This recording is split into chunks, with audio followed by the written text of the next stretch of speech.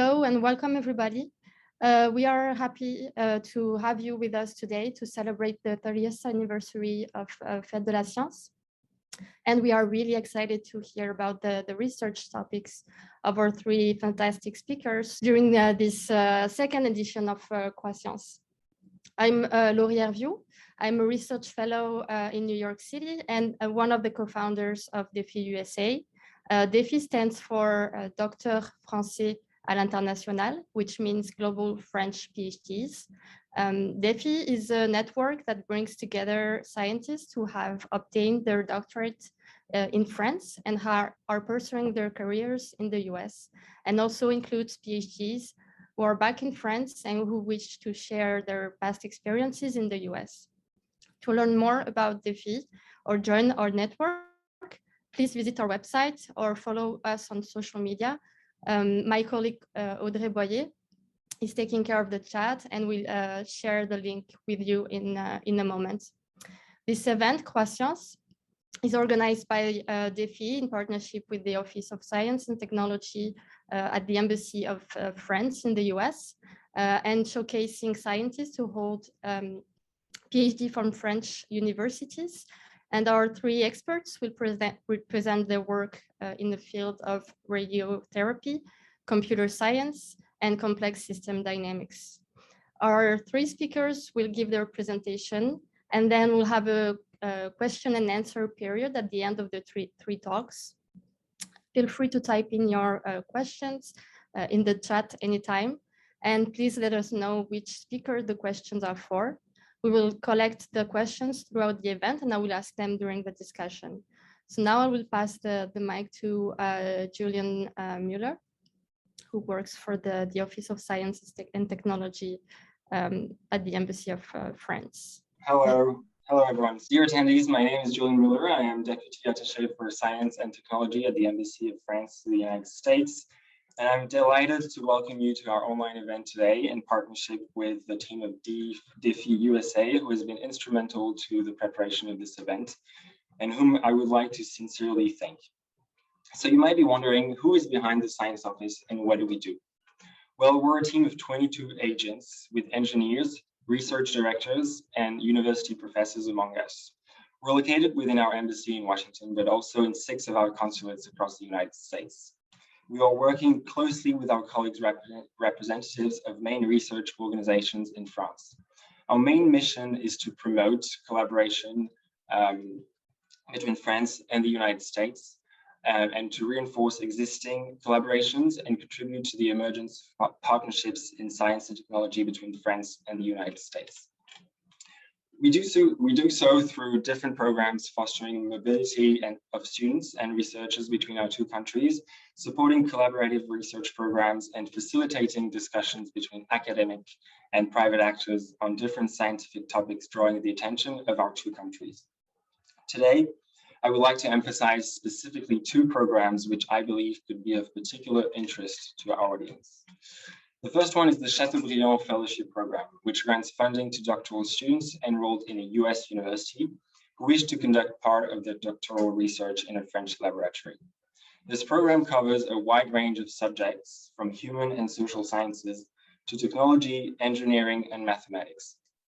The second program I would like to talk about is the Thomas Jefferson Fund, which aims to support cooperation among the most promising young French and American researchers and foster innovative collaborative projects.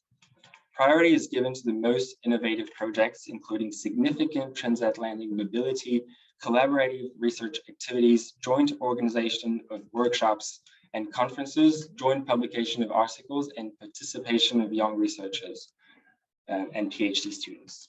This, of course, is just a glimpse of the many programs that we support here at the Office for Science and Technology. For more information, I refer you to our website, france-science.com. Feel also free to send me a message should you have any additional questions. And without further ado, I will now leave the floor to Laurie for a presentation of today's speakers. Thank you so much, Julian. So I would like to welcome our first speaker, Dr. Jonathan Tranel. Born and raised in Paris, Dr. Tranel has a passion for applied physics for human health, which led him to medical physics. After his master and medical physics residency, his curiosity and taste for adventure pushed him to pursue a Ph.D. in 2016, performed at the Cancer Research Center in Toulouse on targeted radionuclide therapy.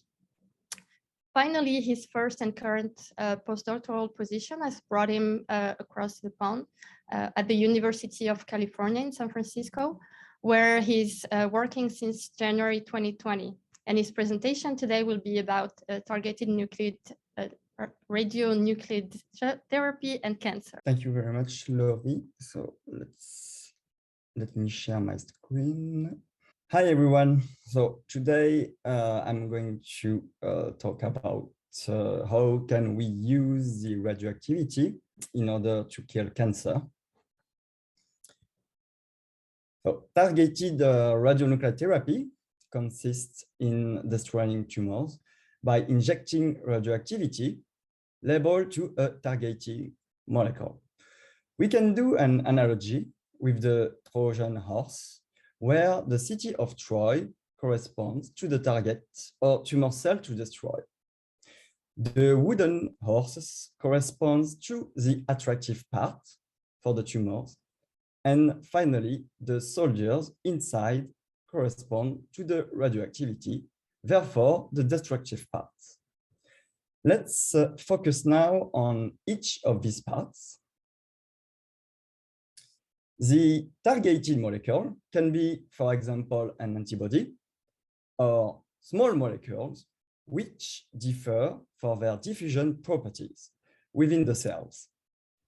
Small molecules are molecules of low weight that regulate a biological process with a typical size of 1 nanometer.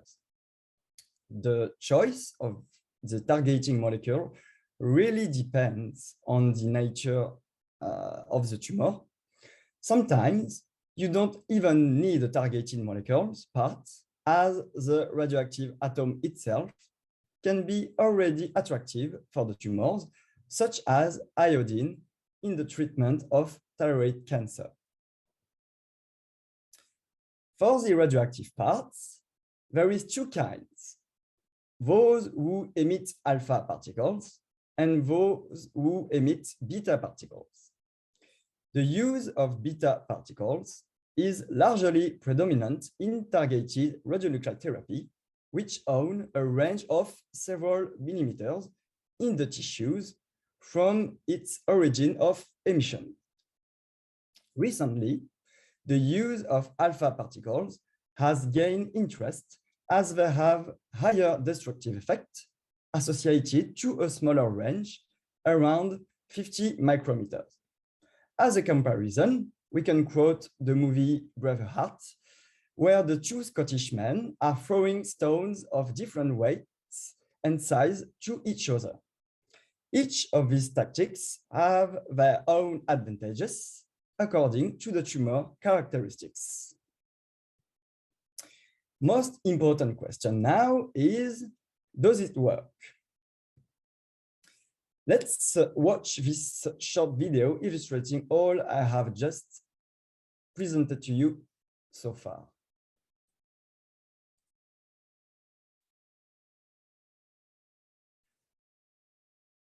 So here you can see the peptide octreoctane or chelator DOTA, representing the targeting molecule or the Trojan horse. Lutetium-177 is a beta emitter depicted by William Wallace throwing small stones. The gamma rays are additional emissions which have an imaging purposes. We will come back to this later.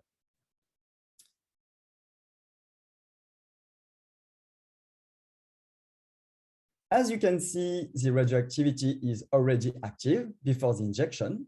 And now let's inject this radioactive drug into the patient. You can see now the Trojan horses release in the blood circulation. These Trojan horses are transported by the arteries which are feeding the tumors. And the tumors are totally in love with these beautiful Trojan horses. That's why they are trying to internalize them as much as possible within their inner structure. And here we go.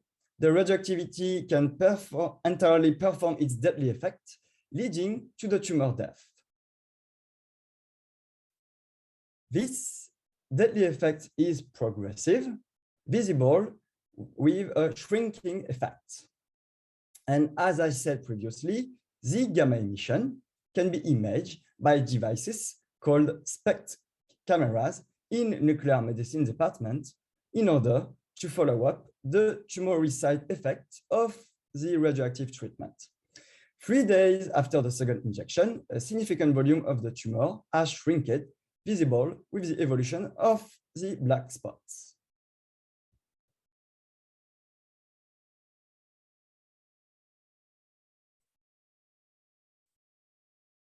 Second example here, we can see exactly the same kind of images where you can follow the cancer progression in the patient, visible with the black spots. In the first image at the left, the patient have metastasis widespread in his body. A first attempt of targeted radionuclide treatment was performed with lutetium-177 associated to PSMA or prostate-specific membrane antigen, which is the targeting molecule.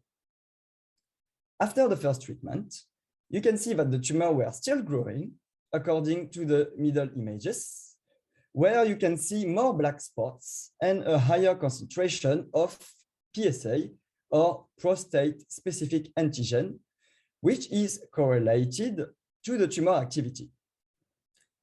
The second part of the treatment consisted in adding actinium-225, which is alpha emitters, in the injection, and it proved to be more effective as the black spots and the PSA concentration both decrease afterwards. Of note, the kidneys and the bladder in the 3 images have an elimination function of the toxins, therefore radioactivity out of the body. Hence, the radioactivity content in the 3 images is normal. Last example here with a radiotherapy with iodine. So don't look first, please, at the image of the cats, but at the different pictures at the left. You can see that in case of accident, take iodine pills. Basically, non-radioactive iodine prevent radioactive iodine from being absorbed by the thyroid gland, as it will equally absorb both, as you can see here. Normal thyroid won't absorb additional iodine, as these pills will fulfill their needs for a while. We are looking exactly for the inverse in case of thyroid cancer. So in the situations on the right, the tumor will absorb all the available iodine, as cancer usually require more resources. Therefore, radioactive iodine can be used to the thyroid cancer. I'm just saying that ginger cats are more cute. You can see 2 pictures from the same patient who had a metastatic thyroid cancer. Before the treatment in 1943, we can say that at least he was not in a really good shape. And in 1949, namely 1 year after the treatment, he was doing better. However, we haven't studied if the radioactive treatment has impacted his states for choosing his styles. This last slide brings us to the end of my presentation, and I would like to thank my colleagues Thomas Hope, Sarah St. James, and Felix Feng from the Department of Radiology and Radiation Oncology. Thank you very much for your attention and feel free to ask any question at the end. Thank you so much. I'll now hand over the mic to our second speaker, Dr. Sophia Knight, who received her Ph.D. in 2013 from l'Aix École Polytechnique. Her dissertation analyzed the flow of information between interacting agents using game semantics, model logic, and process calculus. From 2013 to 2016, she was a postdoctoral researcher at Lauria at University of Lorraine. And from 2016 to 2018, she was a postdoctoral researcher at Uppsala University at the Concurrency Group. And she's now an assistant professor at the University of Minnesota in the Department of Computer Science. And she will tell us more today about belief change and polarization in social network. Welcome, Sophia. Thanks very much for inviting me today. I'm enjoying this event. I'm going to talk today about belief and polarization in social networks. This is joint work with several people.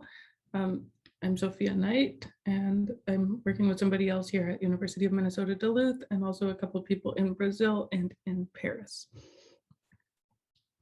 So the reason behind this work is that we probably have all noticed that recently social networks are having many effects on all aspects of our lives, on our societies, politics, and democracy. And this is happening all over the world, especially in the last 10 years or so.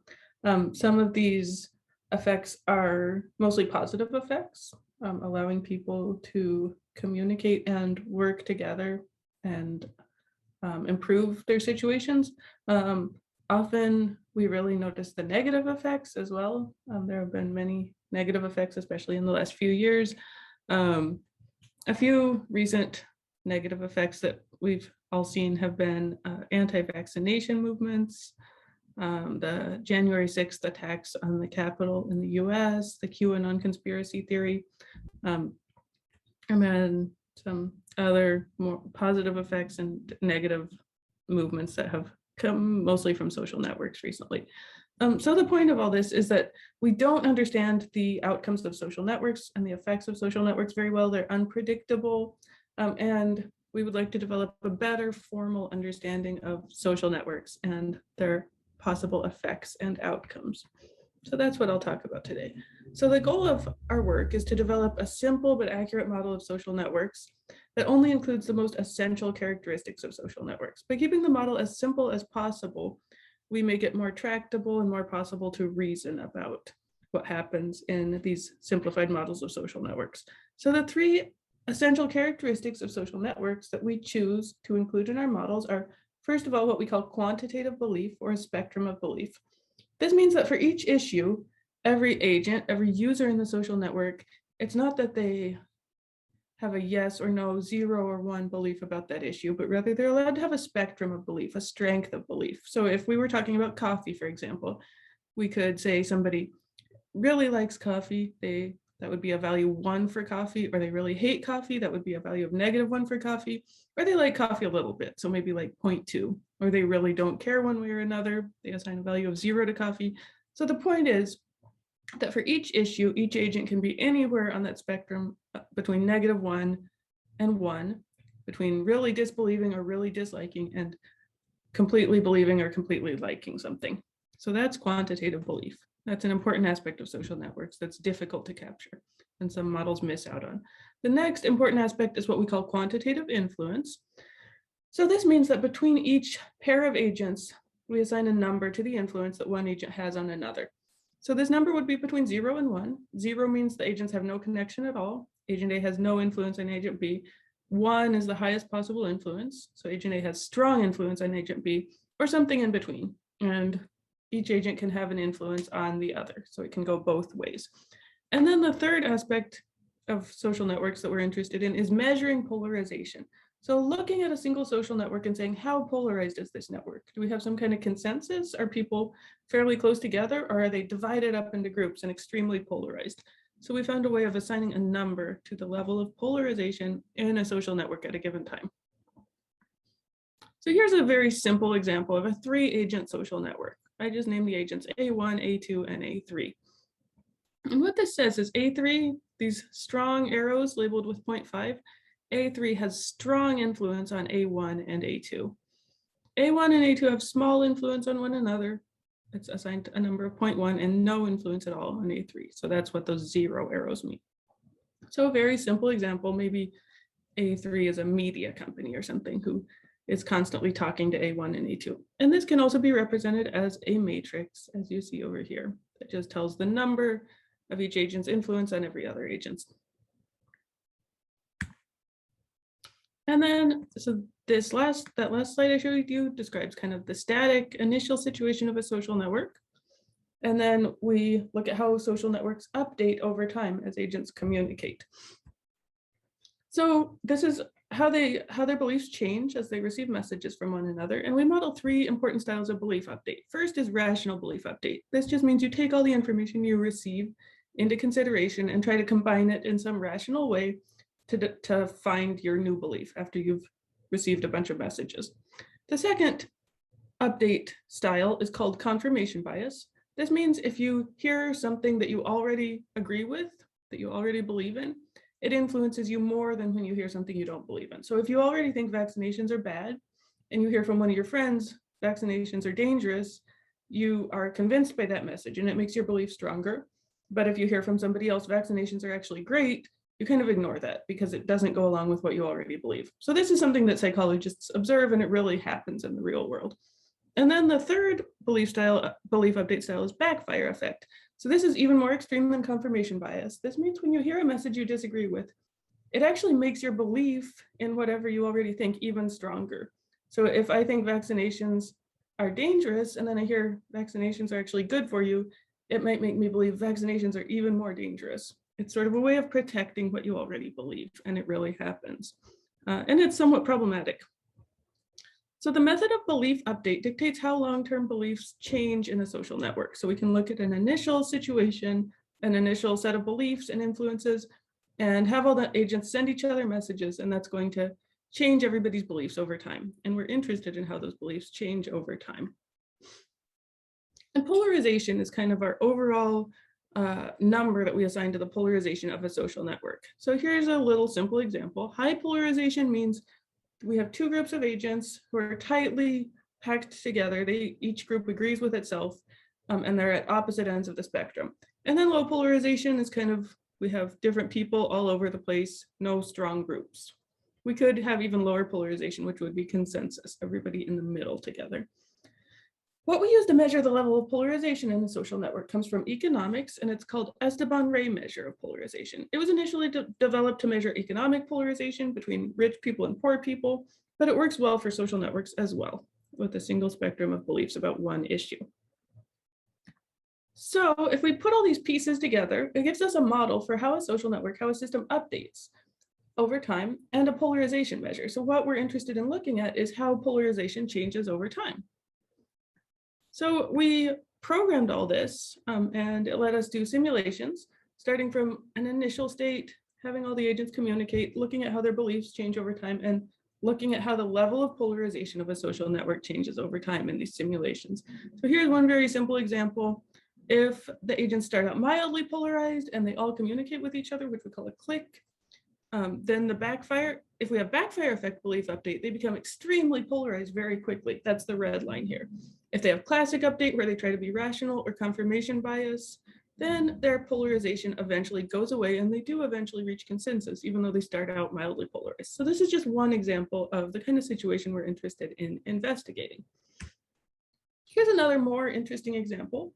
Sometimes you have polarization that increases at first, but then eventually goes away, and eventually the network may reach consensus.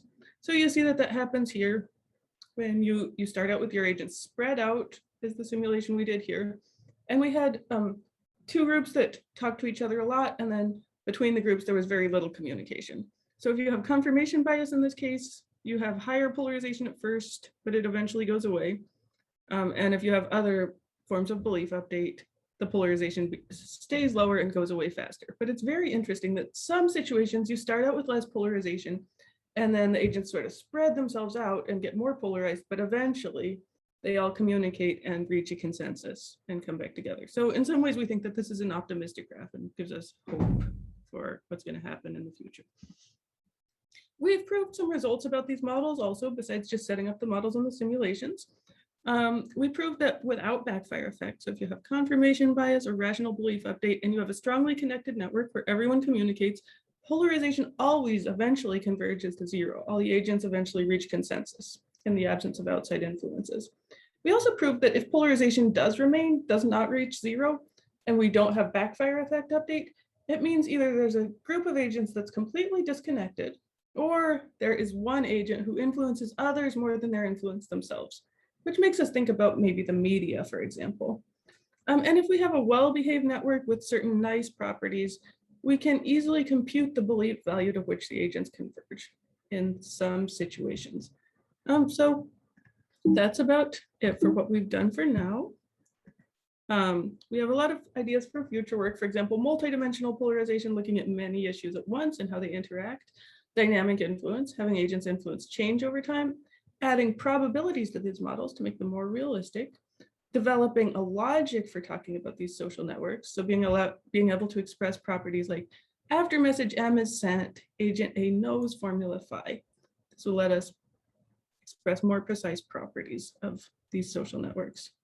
And finally, if you're more interested in hearing more about this or reading more about it, here are some links to some papers that we've published on these issues, and also a presentation of our most recent paper, which is on YouTube. Thank you very much, and I look forward to talking to you more about this later. Thank you so much, Dr. Knight. But not least, I will hand the mic to our final speaker, Dr. Paul Valky. Has always been fascinated in understanding how things works and how things get into shape. After training in theoretical physics of complex systems, he has done his PhD on an interdisciplinary problem. How do corals get their shape, and how does it relate to their environment? He now uses the same type of science methodology applied to interdisciplinary subjects, such as the coupling between economy and climate, in order to find path toward a just transition. He will tell us a bit more about it in his talk about understanding complex systems from the shape of corals to environmental justice. So first, thank you both for the invitation and for this introduction. You said a lot that I was going to say, so I'm really thankful. So I will tell you a bit about the notion of complex system in general and how we can do a big stretch between the shape of corals in one side and talking a bit about macroeconomics and environmental justice and how the idea of complex system and model based on process can allow us to do that bridge, which will be both my illustration. First, I would like to begin by a small recap on complex system. A complex system is an ensemble of components that are in interaction with each other. There are many different examples, for example, a school of fish, but a social network as exactly what Sophia had shown us, or even the weather. The weather can be seen as molecules interacting between each other.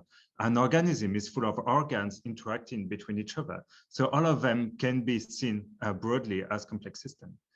The essence of the dynamic of a complex system is often the same. There is a mechanism, often simple mechanism of interaction, which will be applied many times, iterated, creating complexity. Here, for example, each line is a snapshot, one state of the system, and we iterate at one logic, which is creating another layer.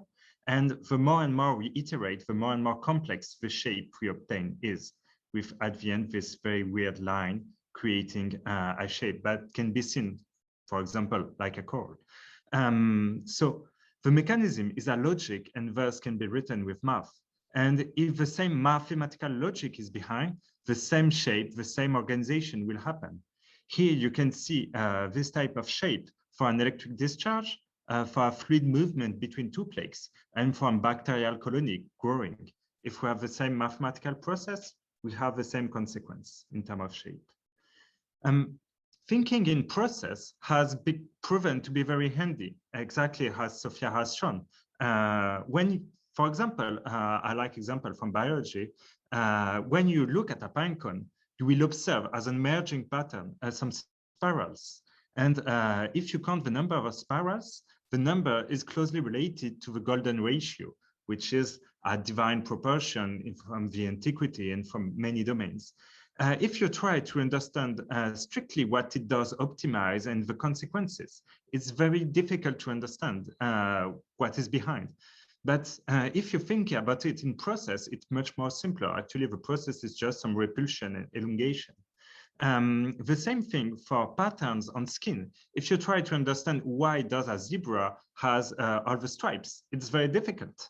But if you think about how does the zebra get its stripes, it becomes much more easier. And the same thing for many animals which share the same type of process, and so the same type of consequence of pattern. And finally, this type of process has become very handy. They are often linked to optimization or not to optimization. And for example, ants create networks that optimize all the pathways. And the same thing for Physarum, a kind of blob, which create a very strong network to move nutrients. But every time the process is leading to optimization. So we should not mistaken symptom for causes. I had the opportunity to apply this type of idea for my PhD in France on the shape of a course, which is Gorgonia vantana, that you can see here. We wanted to understand its interaction with the environment. You can see it's heavily deformed by the waves on the surface, which are also providing food. And if you read the literature, a lot of people are saying this is optimized, but we don't know exactly to what, and we don't exactly know how. So we wanted to understand, we have this flat network of branch, which is very complex. And how does such shape emerge? How can we understand what is behind, and how does this process is creating or not some optimization? So the first step is to find a grammar to read it as a book. Thinking about how this shape is created allows such thing. Here you can see we have different branches that I colored, and all of them are elongating. And when they elongate, they create some daughter branches. So you have branching effect that ultimately are going to collide and reticulate. And so you have the elongation of a branch, which is a process with a consequence as a network. And we also observe that sometimes you have, like here, a thick white branch, and this thick white branch is going to is not following the same pattern. So it's another logic. So we have two different processes happening at the same time. Once we do have this, we can transform this type of problem into a network problem and have some quantification on it. Something interesting, this process is creating some continuity, the same way as we have continuity in street patterns, like, for example, on the Champs-Élysées. And so we can analyze this type of plan and this type of network as a city. And we can thus create another network based on this network, which is how many streets one street is crossing of this type of things. And one of the indicators we usually use is what we call the degree, which is the number of connection one have, and we can apply it to the branches. And if we do that, we obtain something which is called a power law. And in fact, this power law is shared for all Gorgonians with almost the same coefficient every time, for clay pattern, for dragonfly wings, and even for cities. There are a lot of different systems that share these universal properties. It also works for Twitter connection or social network. Every time a network is iteratively constructed through history, then such property might appear. We have the same type of process, elongation, branching, connection through historicity, the same consequences. So this idea of decomposing the system in process, we've put it all the way on the mechanism of reinforcement also. And through this graph, we do know how all the phenomena are intertwined and how does the system evolve through time. We have all of the logic connection. And what it allows us to say is that through the growth, the movement of the gorgonias is going qualitatively to change. At first, it was a very slow, steady movement, and the bigger it goes, the more inertia there is in the movement. And this inertia is creating shocks on the structure, and those shocks are making the gorgonian getting uprooted. So it exposed itself more to the environment, even with a bit of protection mechanism, but it exposed too much to what it can handle. So they do not adapt perfectly to the environment, and there is a limit to that. But in fact, it is a minor inconvenience in today's world, this adaptation to the mechanical environment, because we can say with a high confidence that corals will be extinct before the end of the century. And not only because of climate change, but caused by all the different entropic stress we produce, as bleaching, as pollutions, organic matter in the water. And in consequence, it is today too late to save a coral, but not to save the other species. So this is the goal now. Why is there such interaction with humans, one can ask? We have a civilization of the exponential, getting bigger and bigger. And the bigger you are, the more interaction you have with the rest. And this is why complex system is so important today. Everything becomes more and more entangled. Also, an exponential is an instability. And we know from physics that an exponential never stays forever. It leads to new domains, to new interactions, to new things that we have to anticipate. We are not going to follow that trend forever. There are limits to that growth. And climate change is not the cause, it's the consequence of us being bigger and more powerful and dissipating more energy, transforming our environment. So the question I'm working now is a question of inequalities. So what will be the dynamics of inequality? How these dynamics will emerge from the interaction between the society and the environment? We can think about inequalities in terms of distribution within one society, between different countries, because not all the countries are going to suffer from the same way, and between generations, because we are changing the earth, we are changing our environments, and so it might not be the best thing for the other. And we do know already that some places on earth are going to be deadly just because of a heat in a few years. So some drastic change will happen. And if we want to understand what might happen and how to react from it, we need to do deep modeling with low-level interactions that we can take into account. And so that's the goal of the Georgetown Environmental Justice Program. We are trying to build such tools and models. In fact, the process is the same as the way we studied corals. We try to decompose society into different organs and to different sectors in interaction with each other. We try to look at how we can couple all of this, which is profoundly interdisciplinary. And we are, for that, mixing macroeconomics, which is at the center to comment the different type of production and our impact on the environment, and also how the environment is going to impact the society. This program is brand new. It has been funded in February of this year by the French researcher Gaël Giraud here at Georgetown. And we aim to use such tools to help countries from the south, so for example, South Africa, and many others to find a path toward a just transition. And so we just started the program, but I hope you should hear a lot from us in the following month and year. And thank you for listening.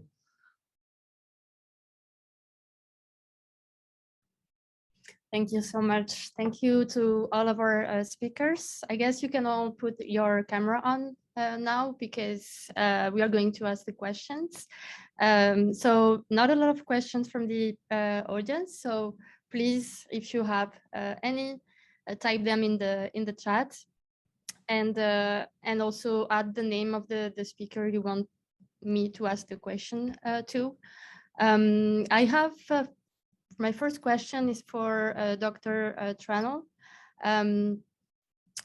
What would be the difference between the toxicity of targeted radiotherapy versus chemotherapy for blood cells? Because as we could see, this Trojan horse is going to the bloodstream, right? So is it toxic to blood cells? The main difference between chemotherapy, what was mentioned in the question, right?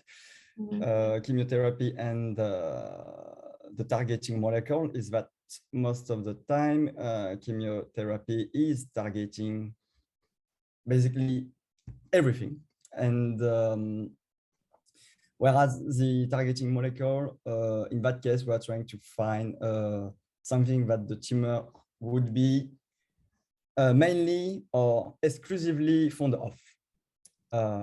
And of course, similar toxicities can be reported with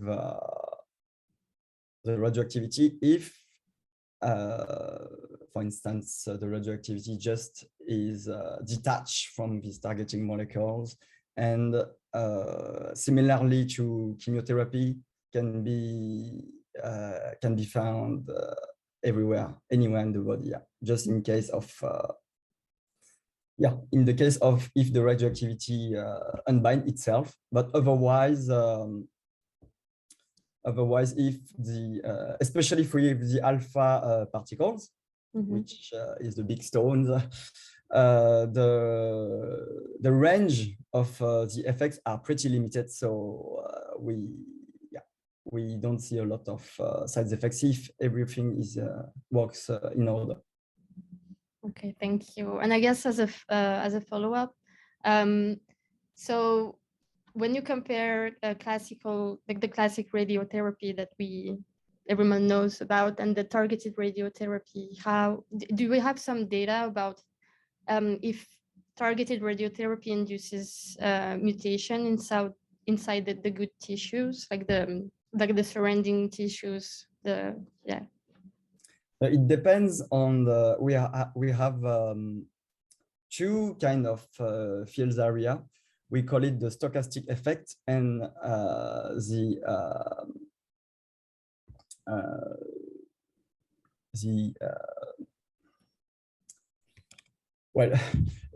short-term effect and long-time effect. So for the short-term effects, you can clearly see, like, basically in a week after the treatment, that if the cells who receive a lot of radioactivity will die. So as they were targeted, they would receive a lot of radioactivity. So you can clearly see the effect, for the timeline of weeks after. Whereas if healthy tissues are affected, or tumors but with not enough radioactivity, is rather a matter of several weeks or even months or maybe years. So it's not easy to assess if the treatment was 100% effective or not. So it really depends on which kind of cells, and it depends as well of the speed of renewal of cells. Some cells have a quicker pace for renewing themselves, like the cells in the intestines, which takes several days to be renewed. So you can basically assess the consequences. And for other cells, it's more difficult to assess, like the cells of the heart, of the brain, which takes several months to renew. So it really depends as well of the biology in order to assess the effects. Thank you. I have a question from Paul to Sophia. I'm sorry, I'm using first names now. Can you describe more precisely how a polarized network become less polarized as shown in your example? And what is the difference between both sides' growth? So the polarization measure that we have, if all the agents have the same belief or close to the same belief, the polarization is 0. So we have different kinds of belief update functions. If we have what we call rational belief update, an agent always moves closer to the agents he's receiving messages from. So if you're receiving messages from both sides, of course, it's a little bit complicated to see what happens. But since in some sense, they're always moving closer together, like almost like a gravity type effect or something like that. That is why if we do not have backfire effect and everyone is connected, they do eventually converge, which you can use some linear algebra to prove it, but it's more or less what you would expect. And then if you have backfire effect, what happens is they can be pushed apart, because if you hear something that you strongly disagree with, your belief goes away from it. It goes in the other direction. So when you have backfire effect, it's more subtle to see what happens, because you move closer to the agents that are close to you, you move away from the agents who start out far from you, basically. So you can have different outcomes, and it's more difficult to calculate, but it is possible to set up a situation where like the agents start out here and they push each other farther and farther apart and end up highly polarized. So you need some kind of backfire effect belief update to increase polarization in a connected network. And of course, if you have a disconnected network, you can have different pieces that converge to different levels and maintain polarization over time also. Does that answer your question? Thanks for your talk. It was very interesting to hear about. I see some connections, I think. Thank you. And maybe a follow-up, can you propose, or how does your research can be used to reduce sectarian drift, but keeping freedom of expression, or like to use to avoid polarization? That's an excellent question, because we have thought about both of those things. We'd like to avoid polarization, but we don't want to do anything totalitarian and, you know, control people's communication too much or something like that. Not that it would be up to me anyway, but one really promising result that we've found is that sometimes if you have a lot of communication with people who are close to you, and you have just a limited amount of communication with people you disagree with, but you don't disagree with too much. So no, like extreme, you don't communicate with people who are extremely different from you, but you communicate with people who disagree with you just a little bit. That's the situation when polarization tends to decrease, and tends to decrease quickly. It's interesting because it agrees with some sort of philosophical work on social networks that I've seen also, that if you use social networks to communicate with people who you're fairly close to, you're not as likely to become polarized over time. And so that's very promising. And it makes us think that maybe if you increase the amount of content that people see from people who are not too far from them, but who are more mainstream, possibly if you're talking about vaccinations, for example, you may decrease polarization, and you may bring people to consensus and almost bring people closer to reality, depending on the issue that you're talking about. So avoiding communication with people who are very extremely different from you seems to be a good thing in general, if possible, but also not getting into a total filter bubble where you're only communicating with people who strongly agree with you. Having some kind of happy medium between those two things seems to reduce polarization and reduce it more quickly. Thank you. And so I have a couple of questions for Dr. Valk. So in your opinion, do you think the latest COP would have a real impact on the climate change? So it's not finished yet. So the COP are posture. It means people are doing pledge, and they're engaging themselves into new scenarios about what they could do. I really do think COPs are really changing the way people and countries are preparing for the future. And for example, the new pledge of India is an enormous impact, because they have a posture of being carbon neutral in 2070. So something very interesting is that, let's assume for 1 minute that the problem of climate change will be solved through this. What's interesting with this complex system is that the problem shift in how does the climate will impact our economy to how do we will extract enough resources to finance the new products that will allow us to decarbonize the energy. And so actually the big problem is that the COP are really doing a very good push forward into a posture of decarbonation. And that is slowly translating the problem from one problem in climate and carbon into a problem of resource. And I see very little things for the moment done in that direction to ensure that the repartition of resources and products to protect themselves from climate change and reduce carbon emissions are done. So this is really a blind spot from the society. But on the other way, know that politicians are into a competition to have the biggest pledge about carbon neutrality. It can only have good effects if people are staying credible.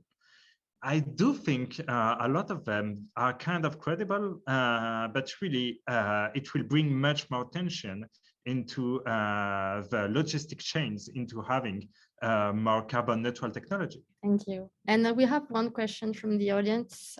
Is there research done in the center you were talking about more about climate change adaptation or mitigation of both?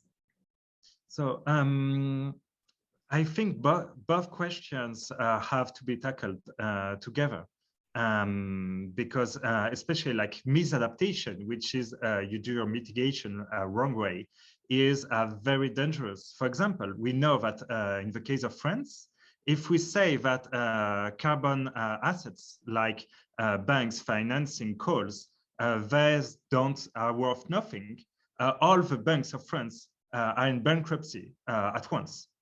So we know that if we try to go too fast or not with the right measures, we are creating a huge economical crisis, which doesn't mean that we should keep the carbon assets, but it really does mean that we have to have a nice strategy to really impact the right places.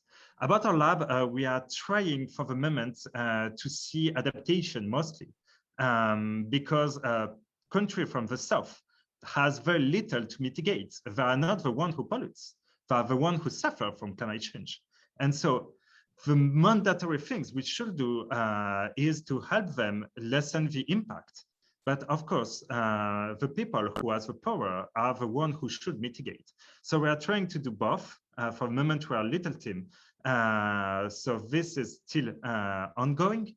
But really, I do think it really depends of who you are talking to. For North country, it will be mitigation and South country adaptation.